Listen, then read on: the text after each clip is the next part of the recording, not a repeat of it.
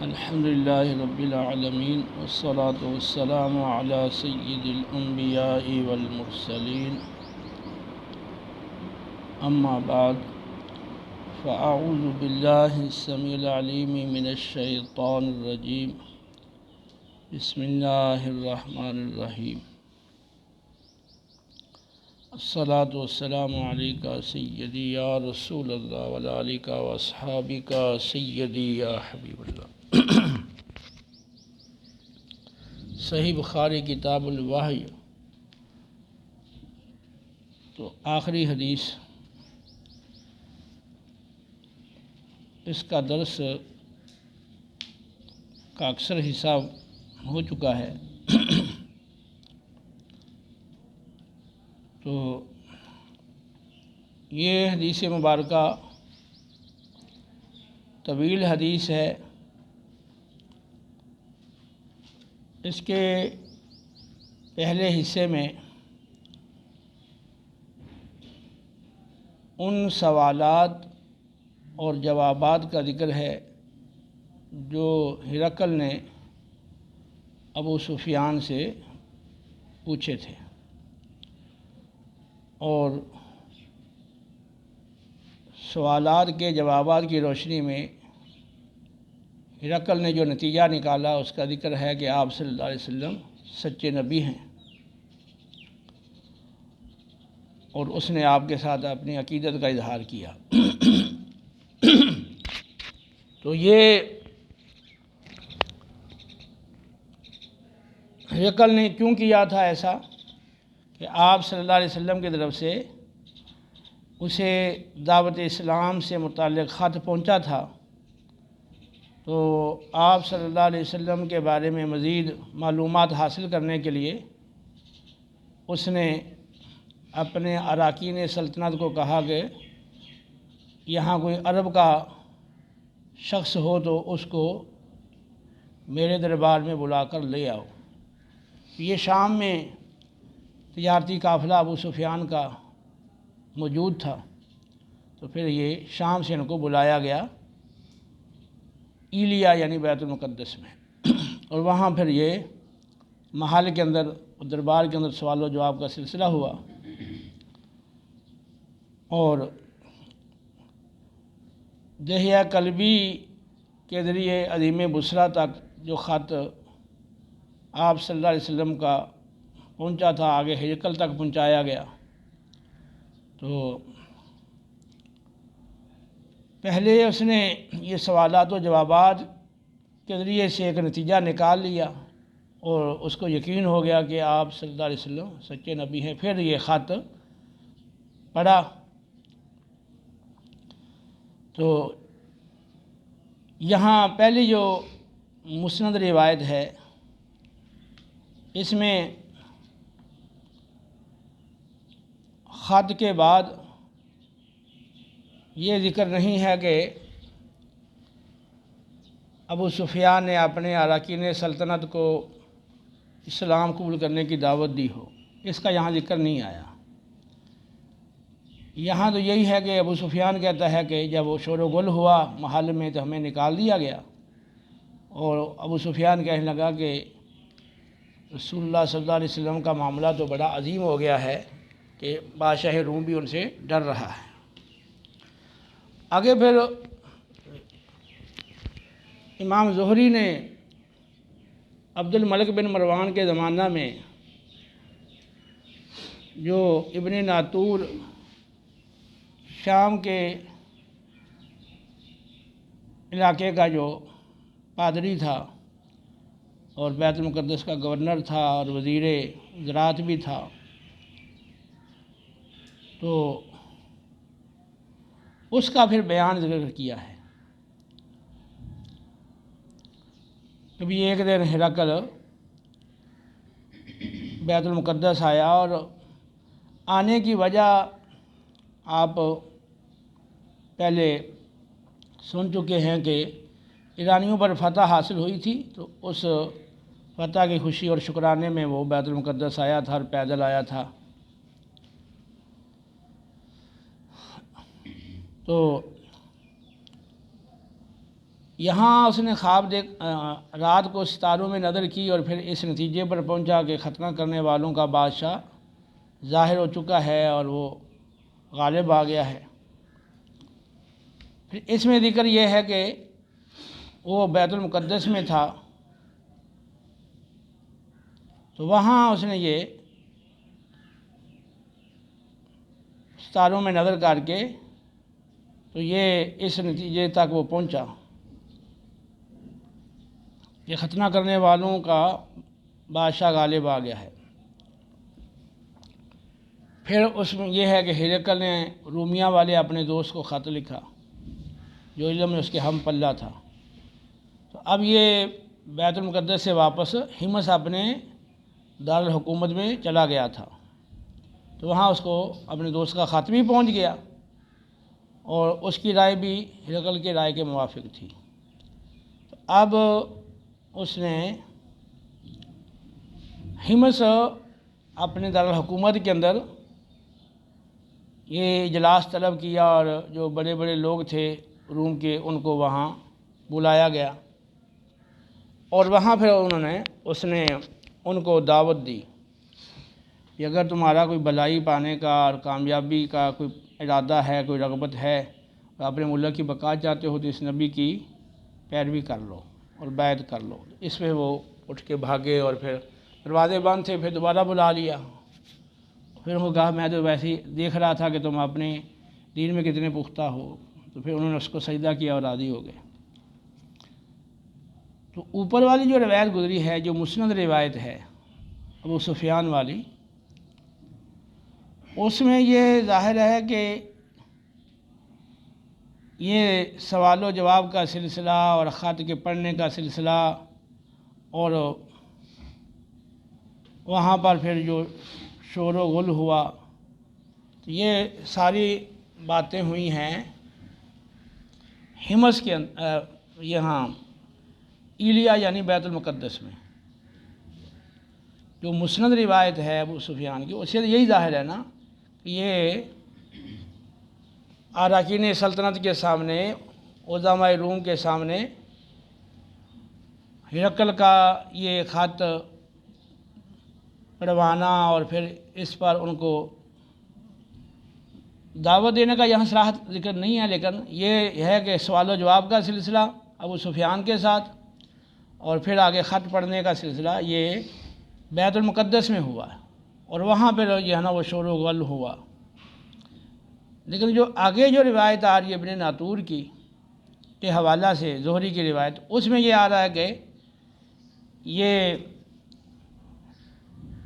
رومیہ کے دوست کا جب خط آ گیا، خود بھی علم نجوم کے ذریعے نتیجہ نکال لیا، تو بعد میں پھر ایک شخص بادشاہ غسان کی طرف سے اس کے پاس آیا ہے۔ تو ظاہر یہی لگتا ہے کہ جو خط لے کر گئے تھے دہیہ کلبی وہی شخصیت تھے جن کا یہاں ذکر کیا گیا۔ پھر ان سے پوچھا گیا کہ اہل عرب ختنہ کرتے ہیں یا نہیں کرتے، تو پھر خط لکھا رومیہ کے دوست کو، تو پھر یہ واپس چلا گیا ہمس کے اندر۔ تو اب ہمس میں پھر جب رومیہ والے دوست کی بھی رائے آ گئی اور دونوں کی رائے موافق ہوگی، وہاں پر پھر اس نے دعوت دی ہے۔ اور یہاں رسول اللہ صلی اللہ علیہ وسلم کے خط کا ذکر نہیں ہے، صرف یہ ذکر ہے کہ ہرقل نے خود علم نجوم کے ذریعے سے اور پھر دوست کے خط کے ذریعے سے اس بات کا جزم کر لیا کہ آپ صلی اللہ علیہ وسلم سچے نبی ہیں، اور پھر ہمس کے اندر اس نے اپنے امراء کو، اپنے علاقے کے اور اپنی سلطنت کے امراء کو دعوت دی ہے۔ جب انہوں نے انکار کر دیا تو پھر اس نے کہا کہ میں تو صرف آپ کی شدت آزما رہا تھا۔ تو بظاہر یہ ہے نا وہ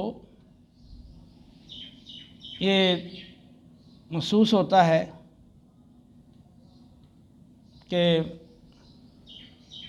یہ جو خط کا پڑھنا ہے اور لوگوں کو دعوت دینا ہے اپنے اراکین سلطنت کو، تو پہلی مسند روایت کے مطابق ایسے لگتا ہے کہ یہ بیت المقدس میں یہ بات ہوئی ہے، اور دوسری جو ابن ناطور کی روایت ہے امام زہری سے، اسے پتہ لگتا ہے کہ یہ ہمس میں یہ معاملہ ہوا۔ تو ہو سکتا ہے کہ ہمس میں دوبارہ دعوت دی گئی ہو، واللہ عالم، لیکن بظاہر یہی ہے کہ جب اس کو معلوم ہو گیا ہے کہ یہ میری بات نہیں مانیں گے تو دوبارہ اس کا پھر بیت المقدس کے بعد جا کے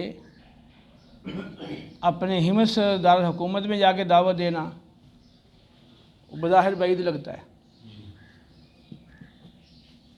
تو جو اجلاس ہوا امراء کا اور روم کے بڑے لوگوں کو بلایا گیا اور وہاں پھر اس نے دعوت دی، تو یہ یا تو بیت المقدس میں ہوا ہے یا پھر ہمس میں ہوا ہے۔ دونوں جگہ کا ہونا جو ہے اس کا امکان کم ہے۔ تو ہرقل کی پہلے رغبت تھی اسلام کی طرف، بعد میں پھر جب اس کی رعایا کے جو بڑے لوگ تھے وہ نہیں مانے تو پھر وہ بھی رک گیا اسلام لانے سے۔ پھر رسول اللہ صلی اللہ علیہ وسلم تبوک میں جب تشریف لے گئے تو ہرقل کے حوالے سے آپ کو خبر پہنچی تھی کہ وہ ہمارے خلاف فوج لے کر آ رہا ہے۔ جو مشہور صحابی ہیں غسیل الملائکہ حضرت حنظلہ رضی اللہ تعالیٰ عنہ، ان کا والد ابو عامر، اس کو کہا جاتا ہے ابو عامر فاسق، وہ نصرانی ہو گیا تھا اور وہ رسول اللہ صلی اللہ علیہ وسلم کا سخت مخالف تھا۔ تو یہاں وہ مخالفت کرتا رہا، پھر وہ یہاں مدینے سے بھاگ گیا تھا اور اس نے جا کے پھر یہ روم کے بادشاہ ہرقل کو مسلمانوں کے خلاف ابھارا۔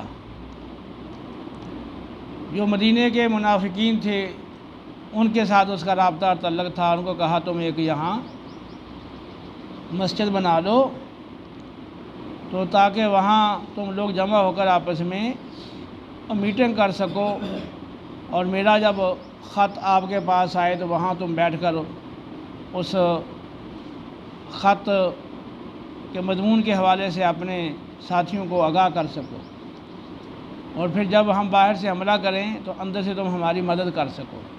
تو مسجد درار جو معروف ہے، جس کا سورہ توبہ میں ذکر آیا ہے، تو ابو عامر فاسق کی تحریک پر وہ مسجد بنائی گئی۔ تو ادھر اس نے ہرقل کو تیار کیا مسلمانوں کے خلاف لشکر کشی کرے۔ تو اس نے کہا بھی اب قحط سالی ہے مدینے کے اندر، تو اب وہ انتہائی بھوک میں مبتلا ہے، تو اب بڑا اچھا موقع ہے، اب ان پہ حملہ کر دیا جائے۔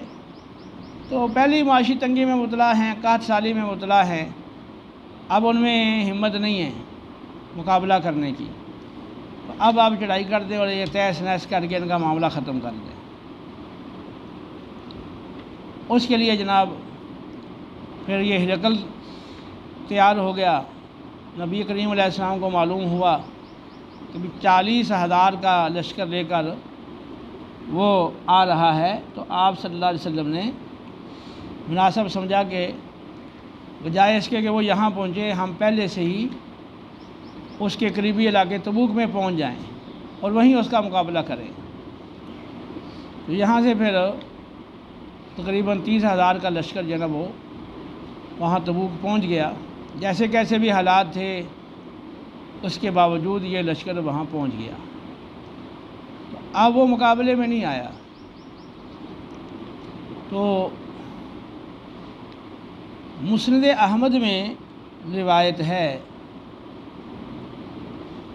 سعید بن ابی راشد وہ کہتے ہیں کہ تنوخی ایک شخص تھا، تنوخی وہ میرا ہمسایہ تھا شام میں، اور وہ انتہائی بوڑھا ہو گیا تھا، وہ 60 جانے کی عمر کو تقریباً پہنچ چکا تھا، یعنی اتنا بوڑھا ہو گیا تھا۔ تو کہتے ہیں میں نے اس کو کہا کہ تو مجھے ہرقل نے جو رسول اللہ صلی اللہ علیہ وسلم کو خط لکھا تھا، پھر آپ نے اس کا جو جواب دیا تھا، تو اس کے حوالے سے مجھے کیوں نہیں بتاتے ہو؟ تو پھر وہ تنوخی جو تھے انہوں نے کہا کہ میں تم کو بتاتا ہوں۔ اس نے کہا کہ رسول اللہ صلی اللہ علیہ وسلم جب تبوک تشریف لے آئے اپنے لشکر کے ساتھ، تو آپ صلی اللہ علیہ وسلم نے دیہ قلبی کے ذریعے ہرقل کو خط بھیجا، اور اس خط کے اندر 3 باتیں فرمائی گئی تھیں۔ یا تو اسلام لے آؤ، اور اگر اسلام نہیں لاتے ہو تو پھر خراج یعنی ٹیکس ادا کرو، تمہاری زمینیں تمہارے پاس ہی رہیں گی لیکن ان کا خراج اور ٹیکس تم ادا کرو، اور اگر نہیں یہ کرتے ہو تو پھر جنگ کے لیے تیار ہو جاؤ۔ تو یہاں جس دعوت اسلام والے خط کا ذکر ہے، یہ اس صلح حدیبیہ کا وہ زمانہ تھا، ٹھیک ہے نا۔ ابو سفیان نے کہا تھا نا کہ ہمارا ایک معاہدہ چل رہا ہے، پتہ نہیں اس میں وہ کیا کرتے ہیں ہمارے ساتھ، اور ایک روایت میں اس نے کہا ہمیں خدشہ ہے کہ ہم سے وعدہ شکنی کریں گے۔ تو وہ تو صلح حدیبیہ کا زمانہ تھا۔ اب یہ جو زمانہ یہ تبوک کا زمانہ ہے، ٹھیک ہے، یہ آخری غزوہ تھا تقریباً۔ تو اب ایسے اس سے معلوم ہوا کہ یہ دوبارہ آپ نے تبوک میں جا کر پھر دوبارہ اس کو دعوت اسلام دی۔ جو پہلا خط تھا اس میں صرف دعوت اسلام تھی، اب اس خط میں اس کو 3 اختیار دیے گئے۔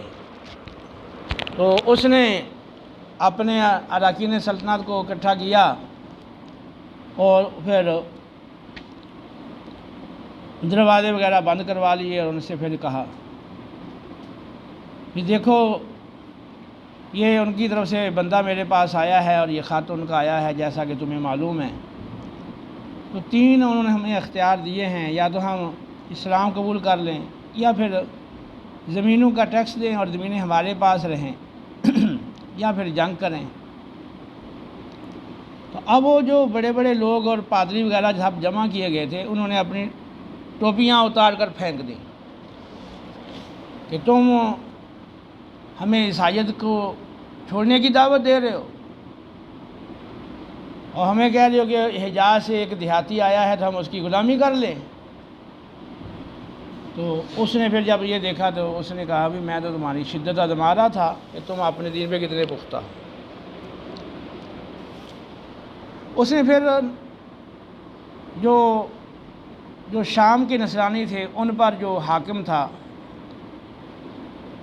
اس کو لکھا کہ میرے پاس جو ہے نا وہ ایک ایسا آدمی بھیج دے جو اچھی عربی بولتا ہو اور اس کا حافظہ بھی اچھا ہو، تاکہ میں وہ خط کا جواب دے سکوں۔ تنوخی کا کہنا ہے کہ پھر مجھے شام کے نصرانیوں پر جو حاکم تھا اس نے مجھے بھیجا، تو ہرقل نے مجھے خط دے کر رسول اللہ صلی اللہ علیہ وسلم کی طرف روانہ کیا۔ اور اس نے کہا کہ اگر تمہیں جواب یاد نہ رہے تو کم از کم 3 باتیں جو ہیں ان کو آپ خاص ان پہ توجہ رکھنی ہے۔ پہلی بات یہ ہے کہ میرے پاس اپنے خط بھیجنے کا وہ ذکر کرتے ہیں یا نہیں کرتے ہیں، اور نمبر 2 رات کا ذکر وہ کرتے ہیں یعنی رات، اور تیسرے نمبر پہ ان کے کندھے کے پاس کوئی عجیب سی چیز وہ دیکھنا موجود ہے کہ نہیں، یعنی مہر نبوت اشارہ ادھر تھا۔ تو نوحی کہتا ہے کہ میں وہ خط لے کے آیا، نبی کریم علیہ السلام تبوک میں تھے اور پانی کے قریب آپ دونوں گھٹنے کھڑے کر کے حلقہ بنا کر بیٹھے تھے، صحابہ بھی حاضر تھے۔ میں نے آپ کے بارے میں پوچھا، مجھے بتایا گیا تو میں آپ کی بارگاہ میں حاضر ہوا اور خط پیش کیا۔ تو نبی کریم علیہ السلام نے پوچھا تو کون ہے؟ اس نے اپنا تعارف کروایا تو آپ صلی اللہ علیہ وسلم نے فرمایا بھی تو کیا جو دین ابراہیم ہے، ابراہیم علیہ السلام جو تیرے جد امجد ہے، تو ان کے دین کو تو قبول نہیں کرتا؟ کہنے لگا میں ایک قوم کی طرف سے ایلچی بن کر آیا ہوں اور میں ایک قوم کے دین پر ہوں، جب تک میں واپس لوٹ کر نہیں جاتا، ان کو جواب نہیں دیتا، تو اس وقت تک میں اپنا دین تبدیل نہیں کر سکتا۔ نبی کریم علیہ السلام نے یہ آیت پڑھی کہ انک لا تہدی من احببت ولکن اللہ یہدی من یشاء وہو اعلم بالمہتدین۔ تو پھر آپ مسکرائے اور آپ نے وہ خط آپ کی گود میں تھا، تو آپ نے اسے کہا کہ اے تنوخی بھائی، ہم نے پہلے خط بھیجا تھا ہرقل کو، کسریٰ کو، پرویز کو خط گیا، اس نے خط پھاڑ دیا، اللہ نے اس کی حکومت کے ٹکڑے ٹکڑے کر دیے۔ اس نجاشی کو خط گیا، اس نے پھاڑا تو اللہ اس کی حکومت کو بھی وہ ختم کر دے گا۔ یہ ظاہر ہے کہ وہ نجاشی یہ وہ نہیں تھا جو جس نے نبی اسلام قبول کیا اور آپ نے اس کا جنازہ بھی غائبانہ پڑھایا تھا۔ تو حدیث میں ہے کہ وہ اس کی میت گویا آپ کے سامنے تھی اور 4 تکبیریں کہیں جنازے میں۔ یہ دوسرا بعد والا ہوگا نجاشی جو حبشہ کا بادشاہ ہوگا۔ تو ہرقل کے پاس بھی ہمارا خط گیا ہے، لیکن اس نے خط کے ساتھ تعظیم اور تکریم والا معاملہ کیا ہے کہ جب تک وہ ہمارے خط کی تعظیم و تکریم کریں گے اور اس کے ساتھ ایسا رویہ، تو جب تک ان کی زندگی میں خیر ہے تو وہ اس کا رعب رہے گا، دبدبہ رہے گا اپنی قوم کے اوپر۔ مطلب یہ کہ وہ بادشاہ تو اس کے پاس رہے گی۔ پھر آپ نے وہ خط اپنے بائیں طرف بیٹھے ہوئے شخص کو دے دیا، تو وہ تنوحی کہتا ہے میں نے پوچھا یہ کون ہے جن کو خط دیا گیا ہے؟ تو وہ بتایا گیا کہ یہ امیر معاویہ ہیں رضی اللہ عنہ۔ پھر وہ خط پڑھا گیا، اس میں ایک اعتراض تھا ہرقل کی طرف سے کہ آپ مجھے اس جنت کی دعوت دے رہے ہیں جس کی جو وسعت ہے وہ زمین و آسمان کے برابر ہے اور وہ متقین کے لیے تیار کی گئی ہے۔ قرآن میں ذکر ہے نا اس کا، وَسَارِعُوا إِلَىٰ مَغْفِرَةٍ مِّن رَّبِّكُمْ وَجَنَّةٍ عَرْضُهَا السَّمَاوَاتُ وَالْأَرْضُ أُعِدَّتْ لِلْمُتَّقِينَ۔ اس نے کہا آپ مجھے اس جنت کی دعوت دے رہے ہو جو زمین و آسمان کے برابر ہے وسعت کے لحاظ سے، تو اگر وہ جنت اتنی بڑی ہے کہ زمین و آسمان کی وسعت کے برابر ہے تو پھر جہنم کدھر گئی؟ پھر تو جب یہ اعتراض آپ کے سامنے آیا تو آپ صلی اللہ علیہ وسلم نے فرمایا کہ سبحان اللہ، جب دن آتا ہے تو پھر رات کدھر جاتی ہے؟ جب دن آتا ہے تو پھر رات کدھر جاتی ہے؟ مقصد کیا ہے بھی جیسے ابھی دن بھی موجود ہوتا ہے، رات بھی موجود ہوتا ہے، اسی جہاں ہم رہ رہے اس زمین کے اوپر، تو اللہ کی قدرت سے وہ جنت بھی ہے اور دوزخ بھی ہے۔ پر اس میں تفصیل نہیں فرمائی گی، بس اتنا ہی بیان کیا گیا۔ تو اب وہ جو تنوخی شخص تھا، تو جب آپ نے پہلے خط کا ذکر کیا تھا تو اس نے فوراً کہا بھی یہ تو وہ پہلی بات ہے جس کا مجھے ہرقل نے کہا تھا کہ بھی 3 باتیں یاد رکھنا، اور میرے اپنا خط کا اور مکتوب کا وہ ذکر کرتے ہیں یا نہیں کرتے۔ تو اس نے اپنے ترکش سے تیر نکالا اور اپنے جو تلوار تھی اس کے چمڑے پر وہ لکھ لیا۔ ہو سکتا کوئی چمڑا لگا ہوا ہو اس کو جس کے اوپر لکھا۔ پھر جب آپ نے رات کا ذکر کیا تو اس نے وہ بھی لکھ لیا، تو یہ بھی کہا تھا بھی رات کا ذکر کرتے ہیں یا نہیں۔ تو پھر اس نے تیسری بات جو کہی تھی بھی کندھے کے بعد دیکھنا کوئی عجیب سی چیز ہے کہ نہیں، یہ تو ابھی اس نے مہر تو نہیں دیکھی تھی، مہر نبوت۔ تو آپ صلی اللہ علیہ وسلم نے اس کو فرمایا بھی دیکھیں تم ہو مہمان، قاصد بن کے آئے ہو، تمہارا حق ہے، لیکن بات یہ ہے کہ ہم سفر کے اندر ہیں اور ہمارے اس وقت اپنے پاس بھی وہ ایسے حالات نہیں ہیں کہ ہم وہ تمہیں کوئی انعام دے سکیں۔ اتنے میں ایک شخص نے کہا کہ میں انعام دیتا ہوں، تو وہ ایک صفوریہ حلہ بہترین لے کر آ گئے، جوڑا ایک سوٹ بہترین، اور وہ اس کو لا کر دے دیا، اس کے گود میں رکھ دیا۔ تو وہ تنہی کہتا ہے میں نے پوچھا بھی یہ کون ہیں جنہوں نے مجھے یہ انعام دیا ہے، تو بتایا گیا یہ عثمان غنی ہیں رضی اللہ عنہ۔ پھر آپ صلی اللہ علیہ وسلم نے فرمایا بھی ان کی مہمان نوازی کون کرے گا؟ ایک جو ہے وہ انصاری صحابی کھڑے ہو گئے، انہوں نے کہا کہ میں مہمان نوازی کروں گا۔ تو اب وہ مہمان نوازی کے لیے ان کو لے کے وہاں سے اٹھے، تھوڑا سا ہی چلے تھے، آپ نے پھر بلایا، نبی کریم علیہ السلام نے اس کو بلایا، تو آپ صلی اللہ علیہ وسلم نے پھر وہ کندھا مبارک سے وہ ہٹائی، اپنی کپڑا ہٹایا اور فرمایا بھی وہ چیز بھی دیکھ لینا جس کا تجھے کہا گیا تھا دیکھنے کا۔ تو اس نے وہ مہر نبوت بھی دیکھ لی، وہ کہتا ہے ابھرے ہوئی دودھ کی طرح تھی۔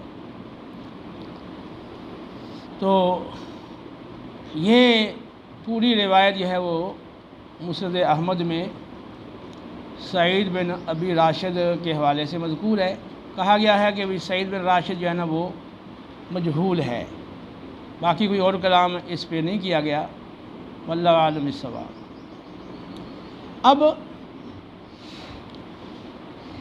تبوک سے پھر آپ سے صرف واپس تشریف لے آئے، تو ہرقل جو ہے وہ اپنے اسی دین پہ رہا۔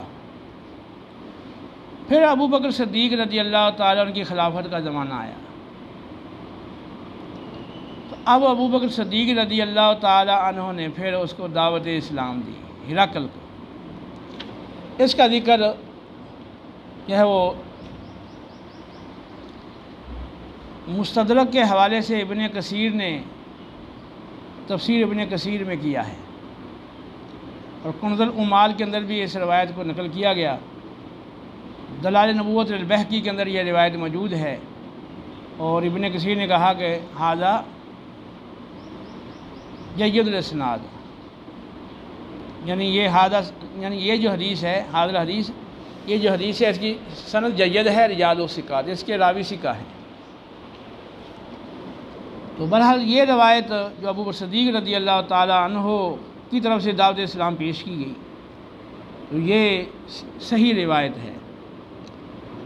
ہشام بن عاص اموی وہ کہتے ہیں کہ مجھے اور میرے ساتھ ایک اور آدمی کو شام کے حاکم کے پاس بھیجا گیا تاکہ ہم وہاں جائیں، اور پھر وہ آگے ہمیں ہرقل کے پاس وہاں سے وہ بھیج دے۔ تو ہشام بن عاص اموی کہتے ہیں کہ ہم شام میں آ گئے اور پھر پیغام بھجوایا جو شام کا حاکم تھا، تو وہ ایک عالی شان تخت پہ بیٹھا ہوا تھا، تو اس نے اپنے قاصد کو ہمارے پاس بھیج دیا بھی تم جا کے ان سے بات کر لو۔ تو ہم نے کہا بھی دیکھو ہم ملاقات کرنے آئے ہیں بادشاہ سے اور حاکم سے، تو ہم قاصد سے بات نہیں کریں گے، ہم سے بات کرے گا تو حاکم خود کرے گا، قاصد سے ہم نے بات نہیں کرنی۔ اور جب قاصد نے جا کے بتایا تو پھر انہوں نے کہا چلو بلا لو میرے پاس، وہ آ گئے، بلا لیا، تو اس نے کالے رنگ کے کپڑے پہنے ہوئے تھے۔ تو حضرت عاص بن ہشام بن عاص اموی وہ کہتے ہیں کہ ہم نے آنے کا مقصد بتایا اور دعوت اسلام اس کو پیش کی، تو کہنے لگا کہ تمہیں معلوم ہے میں نے یہ کپڑے پہنے ہوئے ہیں، کالے رنگ کے کپڑے پہنے ہوئے ہیں، میں نے قسم اٹھائی ہے جب تک تمہیں یہاں سے نکال نہیں دوں گا نا شام سے، اس وقت تک یہ کپڑے نہیں اتاروں گا۔ تو ہشام بن عاص کہتے ہیں کہ ہم نے کہا تو ہرگز ہمیں یہاں سے نہیں نکال سکتا، عن قریب یہ سارا علاقہ یہ ہمارے قبضے میں ہوگا، اور تمہارے بڑے بادشاہ ہرقل کا علاقہ بھی ہمارے قبضے میں ہوگا، ہم تم سے یہ چھین لیں گے۔ ہم یہ ایسے ہی نہیں کہہ رہے، ہم نے اپنے نبی سے یہ بات سنی ہے۔ تو اب وہ کہنے لگا کہ نہیں، تم وہ لوگ نہیں ہو، وہ جو لوگ ہیں وہ تو روزے رکھتے ہیں اور وہ تو رات کو نمازیں پڑھتے ہیں، یعنی تہجد۔ پھر کہیں گا اچھا تمہارے روزوں کے بارے میں اور نماز کے بارے میں اس نے کچھ پوچھا، تو انہوں نے جواب دیا ہم روزے رکھتے ہیں دن کو، رات کو تہجد بھی پڑھتے ہیں۔ جب روزے اور نماز سے متعلق اس نے کچھ باتیں پوچھی تو اب اس کا منہ کالا ہو گیا، یہ تو وہی لوگ ہیں، مطلب یہ کہ وہ سمجھ گیا کہ یہ وہ غالب آئیں گے۔ اچھا اس نے کہا ایک آدمی ساتھ کر دیا، کوئی چلے جاؤ ہرقل کے پاس، اس کو لے جاؤ، تو یہ جو بھی انہوں نے اپنا پیغام دینا ہے دے لیں۔ اب وہ ہرقل کے پاس بھیج دیا گیا۔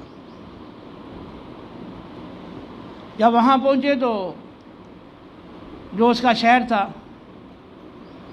جو اس کا دارالحکومت تھا ہمس، تو جو آدمی ساتھ گیا تھا ان کو لے کر، وہ کہنے لگا بھی دیکھو یہ ہے ہمارے بادشاہ کا شہر، اس میں تم یہ اپنے اونٹوں کے اوپر سوار ہو کے شہر میں داخل نہیں ہو سکتے۔ ہاں البتہ یہ ہے کہ اگر تم کہو تو ہم آپ کو خچر عمدہ سواریاں پیش کر دیتے ہیں، تو ان پہ تمہیں بٹھا کے لے جاتے ہیں بادشاہ کے پاس۔ ان کا نہیں ہم اپنے انہی سواریوں پر جائیں گے، ایسا نہیں ہوگا کہ ہم اپنی سواریاں جو ہے نا وہ یہاں روک دیں اور سواریوں پہ جائیں، ہم اپنی سواریوں پہ جائیں گے۔ بادشاہ کو پیغام بھیجا گیا ابھی یہ تو لوگ جو ہیں وہ کہتے ہیں کہ نہیں ہم تو اپنی سواریوں پہ آئیں گے، جبکہ اس سواری پہ آنا جو ہے نا وہ شہر کے اندر یہ اجازت نہیں ہے۔ بادشاہ نے کہا چلو ٹھیک ہے آنے دو ان کو۔ تو کہتے ہیں ہم اپنی سواریوں پر وہاں گئے اور بادشاہ کے محل کے پاس ہم اترے اور ہم نے لا الہ الا اللہ اللہ اکبر بلند آواز سے کلمہ پڑھا، نعرہ لگایا۔ تو کہتے ہیں کہ جب ہم نے نعرہ لگایا پورا بادشاہ کا محل اس طرح ہلنے لگ گیا، جس طرح ہوا سے ایک خوشہ یا پتا ہلتا ہے نا، یوں اس کا محل ہلنے لگ گیا۔ بادشاہ بھی اندر سے دیکھ رہا تھا۔ اس کا قاصد جلدی جلدی آیا، اس نے کہا دیکھو یار تم زبردستی اپنے دین کا اظہار ہمارے سامنے نہ کرو، تو بادشاہ تمہیں اندر بلا رہا ہے، اندر آ جاؤ۔ وہ اندر پہنچ گئے تو دیکھا تو وہ پورا جناب سرخ ماحول تھا، سرخ، بادشاہ کے کپڑے بھی سرخ، آس پاس ارد کی چیزیں بھی سرخ، اور پورا سرخ ماحول، اور اس کے ساتھ اس کے جو بڑے لوگ تھے وہاں کے عظماء روم وہ بیٹھے ہوئے تھے۔ تو اس نے آنے کا مقصد پوچھا، انہوں نے بتایا ہم دعوت اسلام دینے کے لیے آئے ہیں، وہ ساری باتیں بتائیں۔ تو انہوں نے پوچھا تمہارے روزوں کا اور نماز کا کیا حال ہے؟ انہوں نے بتایا پھر ہم روزے بھی رکھتے ہیں، نماز بھی پڑھتے ہیں، رات کو تہجد بھی پڑھتے ہیں۔ اس نے کہا کہ تمہارا عظیم کلام کون سا ہے؟ عظیم کلام ہمارا عظیم کلام ہے لا الہ الا اللہ، اللہ اکبر۔ جب ایسے وہ بلند آواز سے پڑھا نا تو اس کا محل ایسے کانپنے لگ گیا، لرزہ طاری ہو گیا، زلزلہ آ گیا۔ تو اس نے کہا بھی یہ تم اپنے گھروں میں جب یہ عظیم کلام پڑھتے ہو تو تمہارے گھروں کے اندر بھی ایسا زلزلہ آتا ہے؟ کہ نہیں، ہم نے تو کبھی ایسا نہیں دیکھا، یہیں آ کر دیکھ رہے ہیں۔ کہنے لگا کہ میرا جو ہے وہ، میں تو چاہتا ہوں کہ میرا آدھا یہ زلزلہ تم پڑھو اور یہ زلزلہ آئے اور میرا آدھا ملک جاتا رہے۔ انہوں نے کہا کہ وہ کیوں؟ کہنے لگا پتہ نہیں جو تم دعوت دے رہے ہو تو وہ واقعی کوئی نبی ہیں یا تم کوئی ہمارے ساتھ ہیلا کر رہے ہو، مطلب یہ کہ کوئی خدا نخواستہ معاذ اللہ وہ جادوگر ہوں، تو اگر وہ نبی نہ ہوں کچھ اور ہو تو پھر ہم ان کی دعوت کو قبول کر لیں، اسے بہتر ہے کہ ہماری آدھی سلطنت چلی جائے۔ بہرحال پھر اس نے نماز روزے کے بارے میں جب پوچھ لیا تو پھر اس نے کہا کہ چلو ٹھیک ہے ان کو وہاں ٹھہراؤ۔ مہمان خانے میں ان کو ٹھہرایا گیا، 3 دن ان کی اچھی خاطر تواضع کی گئی۔ پھر اس نے بلا لیا اپنے دربار میں، غالباً رات کا ٹائم تھا۔ پھر ان سے پوچھا ہمیں تمہارا کیا مقصد آنے کا؟ انہوں نے پھر بتایا کہ ہم تو دعوت اسلام دینے کے لیے آئے ہیں۔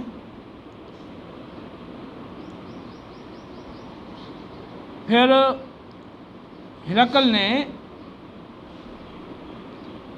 ایک مربع نما، جیسے کوئی ہوتی ہے نا وہ ٹرے ہے یا کوئی اور برتن ہے مربع نما ہو، جیسے میرے سامنے یہ ڈیسک ہے، ایسے مربع نما وہ ایک کوئی تھال وغیرہ تھا، اس میں چھوٹے چھوٹے گھر بنے ہوئے تھے اور اس کو تالے لگے ہوئے تھے اور اس کے اوپر سونا چڑھا ہوا تھا، وہ لے کے آ گیا وہ بادشاہ۔ اب وہ مربع نما وہ ایک تھال یا ٹرے کوئی بڑا اس کی شکل میں وہ تھا، چھوٹے چھوٹے گھر ہیں اور ہر گھر کو تالا لگا ہوا ہے اور سونا چڑھا ہوا ہے۔ اس نے ایک تالا کھولا اور اس میں سے ایک ریشمی کپڑا نکالا جس کے اوپر ایک تصویر تھی۔ اب روایت میں وہ سارے اس کے یعنی تصویر کے اندر وہ بیان کیا گیا ہے کہ ان کے چہرے اور ان کی جو بناوٹ وغیرہ ہے اس کا ذکر ہے۔ تو پھر اس نے کہا یہ معلوم ہے تمہیں یہ کون ہے؟ وہ تصویر تھی نا، کون ہے یہ؟ تو انہوں نے کہا بھی ہمیں تو نہیں معلوم۔ کہنے لگا یہ آدم علیہ السلام کی تصویر ہے۔ پھر اس نے ایک اور تالا کھولا چھوٹے سے گھر کا، اس میں سے ایک ریشمی کپڑا نکالا جس پہ تصویر تھی۔ تو روایت میں ان کی بھی تھوڑی وضاحت ہے ان کے حلیے کی کہ بھی اس طرح کا حلیہ تھا۔ پھر پوچھا ہاں یہ معلوم ہے کون ہے؟ کیونکہ ہمیں تو نہیں معلوم۔ کہنے لگا یہ نوح علیہ السلام کی تصویر ہے۔ پھر اسی طرح ابراہیم علیہ السلام کی تصویر، اس نے دوسرا ایک تالا کھولا دوسرے گھر کا، پھر اس میں سے نکال کے کہا کہ یہ معلوم ہے کون ہے؟ پھر کہا کہ یہ ابراہیم علیہ السلام کی تصویر ہے۔ پھر اس نے ایک اور گھر کا تالا کھولا، اس میں سے وہ ریشمی کپڑا نکالا کالے رنگ کا جس کے اوپر تصویر تھی۔ اب ان کے سامنے کی، کہا ہاں دیکھو اب بتاؤ پہچانتے ہو؟ اب وہ تصویر تھی رسول اللہ صلی اللہ علیہ وسلم کی۔ صحابہ دیکھ کے رو پڑے وہ جو تھے، تو کیونکہ یہ ابوبکر صدیق کی خلافت کا زمانہ تھا، تو وہ کہہ رہے ہیں ہشام بن عاص کہتے ہیں کہ ہمیں یوں لگ رہا تھا جیسے ہم آپ کی زندگی میں آپ کو دیکھ رہے ہیں، ہم رو پڑے۔ تو کہا کہ یہ تو ہمارے رسول اللہ صلی اللہ علیہ وسلم کی تصویر ہے۔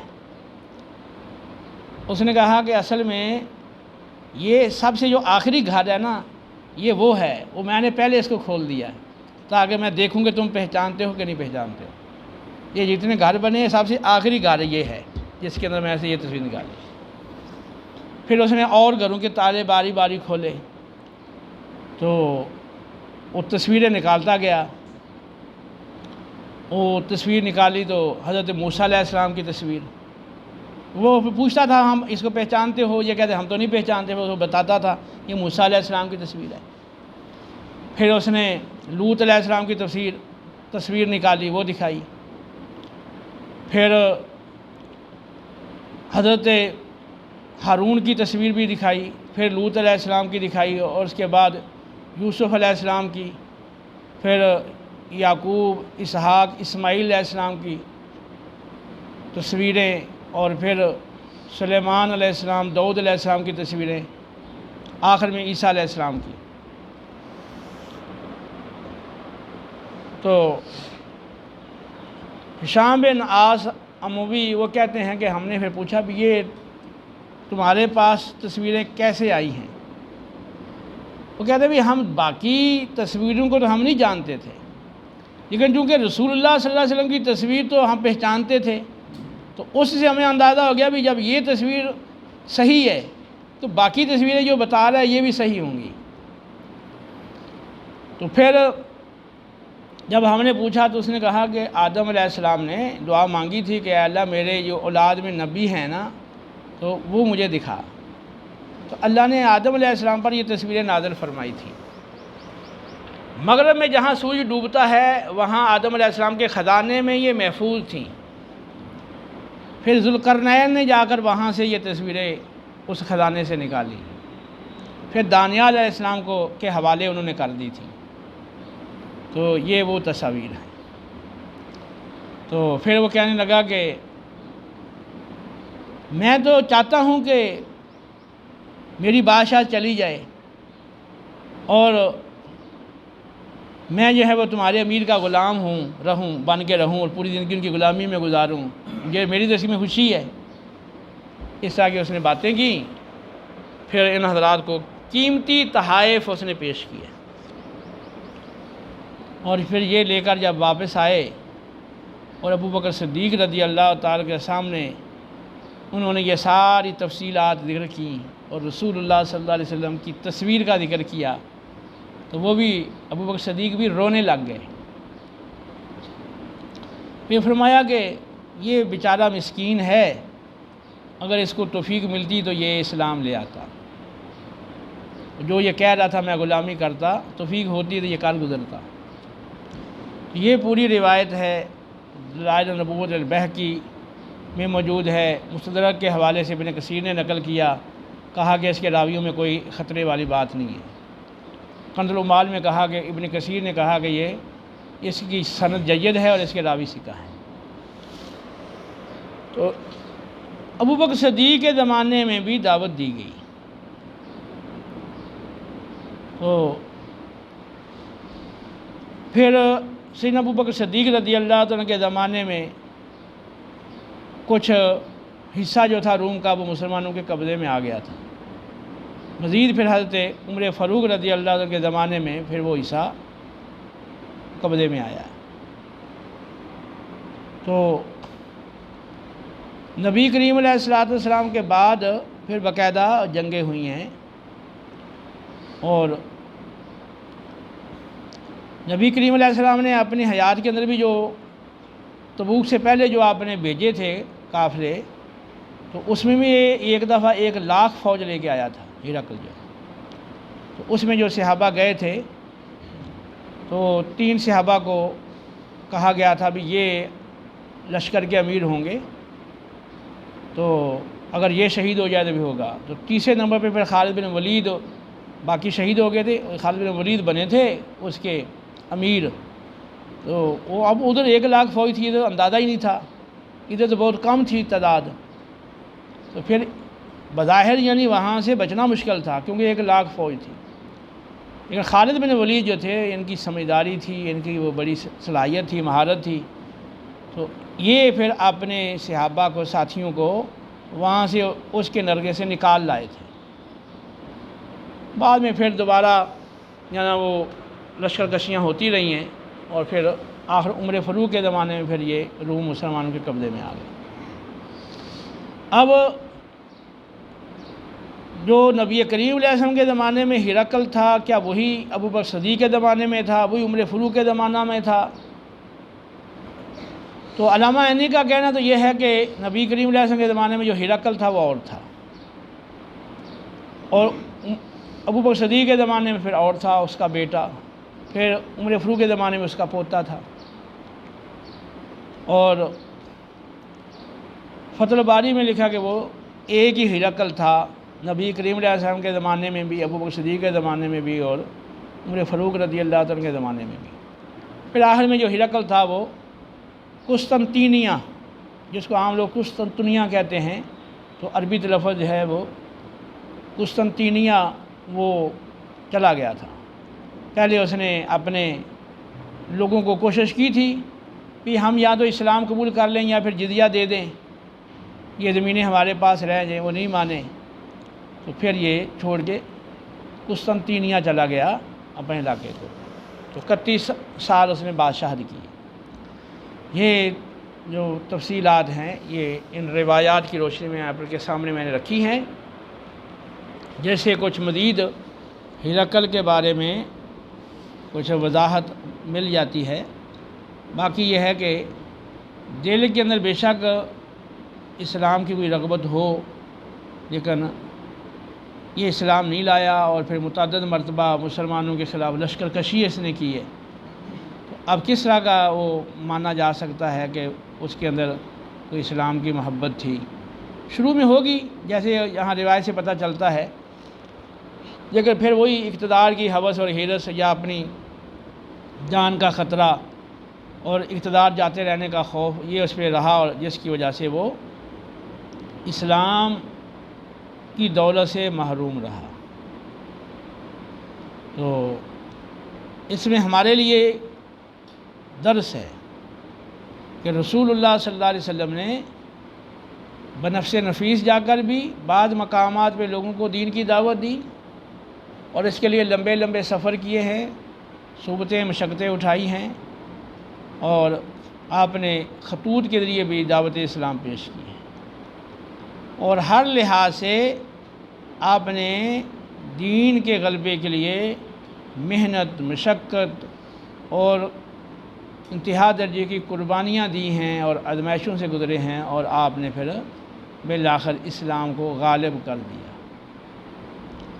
جو آپ کی تشریف آوری کا مقصد تھا وہ پورا ہو گیا۔ اذا جاء نصر اللہ والفتح ورأیت الناس يدخلون فی دین اللہ افواجا۔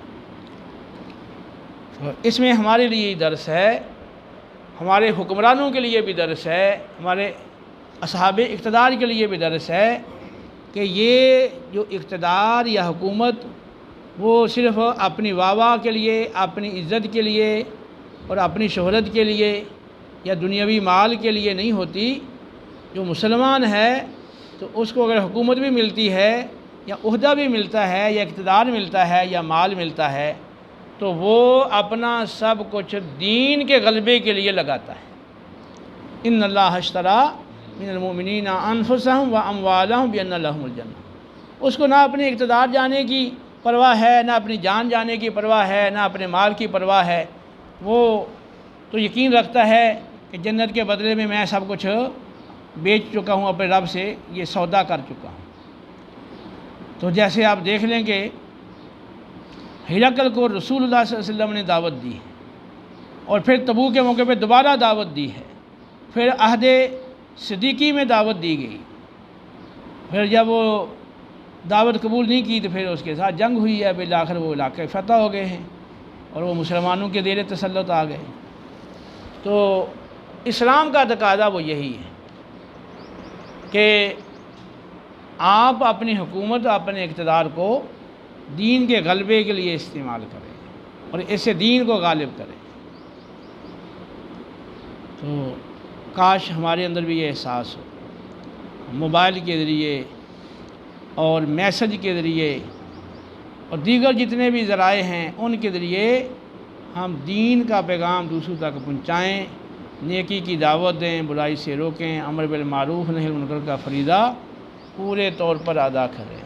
اللہ ہمیں عمل کی توفیق دے۔ وما علینا الا البلاغ۔